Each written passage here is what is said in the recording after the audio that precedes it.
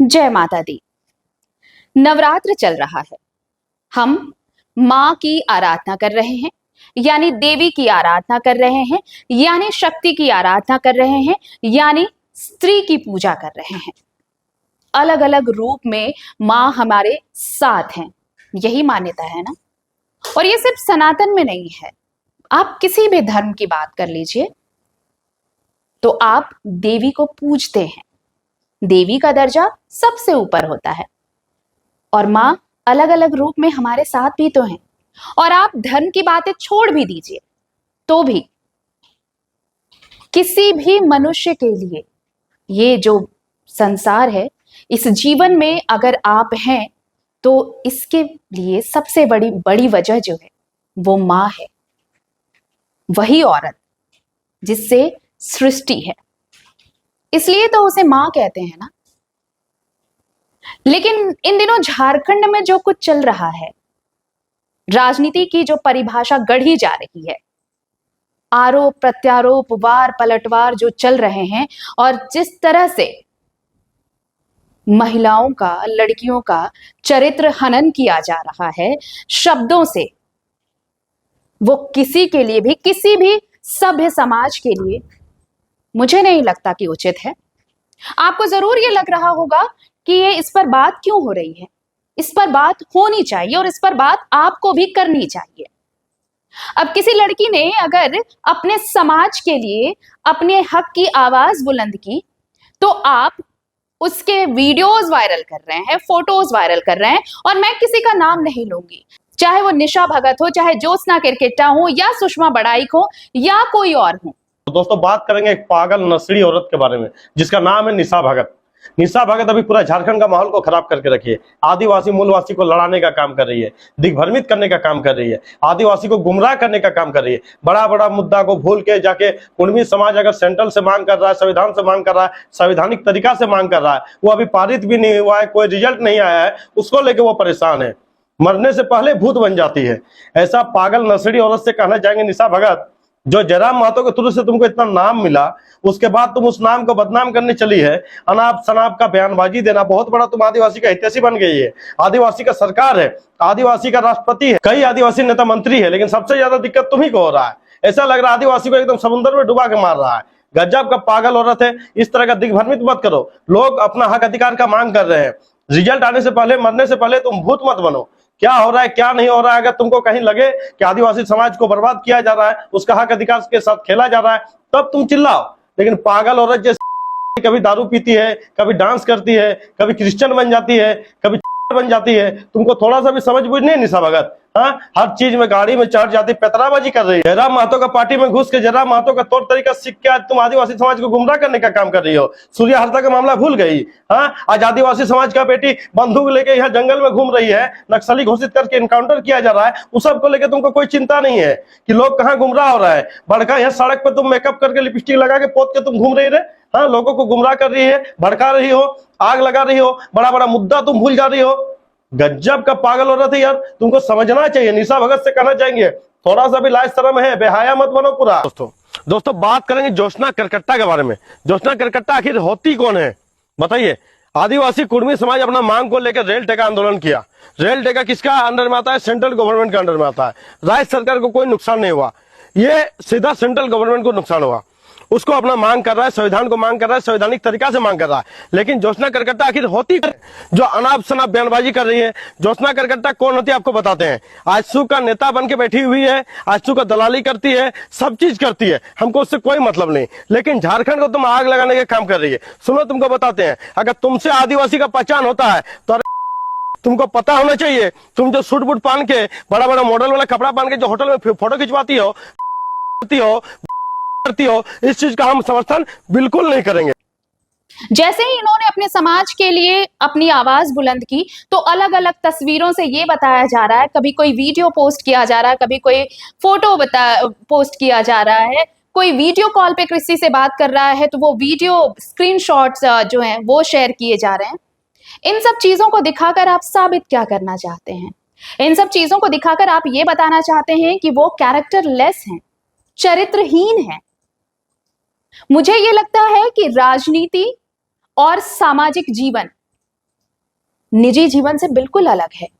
अगर कोई अपने हक की आवाज बुलंद कर रहा है और वो अपने निजी जीवन में, मान लो वो शराब पी रहा है, सिगरेट पी रहा है, तो उससे क्या फर्क पड़ जाएगा? लड़के अगर शराब और सिगरेट पी रहे हैं तो इससे उनकी किडनी खराब हो रही है, उनके फेफड़े खराब हो रहे हैं, तो जाहिर तौर पर अगर लड़कियां भी शराब और सिगरेट पी रही हैं तो उससे उनका भी फेफड़ा और किडनी ही खराब होगा, कैरेक्टर तो खराब नहीं होगा। या फिर उनके लिए अलग साइंस कुछ डिफाइन कर रहा है, ये बातें बतानी होगी। रही बात दूसरी सोच की, सोच इसलिए कि कई लोग ये जो वीडियोस वायरल कर रहे हैं लड़कियों की, चाहे वो कोई भी हो, बिना नाम लिए आप लोग सब समझ रहे होंगे कि बात किनकी हो रही है। कोई फोन पर किसी से बात कर रहा है, कोई वीडियो कॉल पर किसी से बात कर रहा है तो वो तस्वीर, कोई शराब पी रहा है तो वो तस्वीर, कोई किसी पार्टी में डांस कर रहा है तो वो तस्वीर आप वायरल कर आप अपनी सोच बता रहे हैं कि आपकी मानसिकता कैसी है। क्या किसी का निजी जीवन नहीं है? अगर वो अपने समाज के लिए आगे आकर अगर पारंपरिक वेशभूषा में पूरे समाज का नेतृत्व कर रहा है और खड़ा हो रहा है, तो क्या ये फर्क पड़ता है कि वो अपने निजी जीवन में क्या करता है? नहीं, ये बिल्कुल फर्क नहीं पड़ता। फर्क इस बात से पड़ता है कि आपकी सोच क्या है। आपकी सोच इतनी गिरी हुई है कि आप उन चीजों को, अगर कोई आगे बढ़ रहा है या बढ़ रही है, तो उसे रोकने के लिए सिर्फ और सिर्फ आप किसी के चरित्र पर दाग लगाकर उसे रोकना चाहते हैं।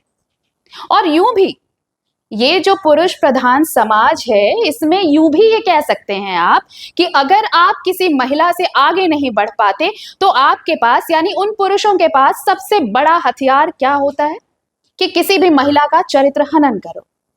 लेकिन आपको यह भी जानना होगा कि जिन महिलाओं का आप चरित्र हनन कर रहे हैं, जिन महिलाओं को आप भद्दी भद्दी गालियां दे रहे हैं, जिन गालियों को आप कभी इस्तेमाल नहीं कर सकते अपने घर की महिलाओं के लिए, अपने घर की लड़कियों के लिए, वो आप किसी घर की लड़की, महिला, पत्नी, बहन, बेटी के लिए इस्तेमाल कर रहे हैं। जरा सोचिए कि क्या आपके घर में मां नहीं है? अगर आपकी भाषा आपके घर की लड़कियां सुन रही होंगी तो क्या उनको आप पर नाज होगा? क्या वो फक्र से कहेंगी कि मेरा भाई तो बहुत अल्फा मैन है? अल्फा मैन तो वही होता है ना जो दूसरों को गालियां दे सके, जो इन दिनों झारखंड की राजनीति में चल रहा है। अलग अलग वीडियोस, फोटोज दिखाकर जितनी भी गिरी से गिरी हुई गालियां आप दे सकते हैं, आप सब इस्तेमाल कर रहे हैं, वो भी सोशल प्लेटफॉर्म पर।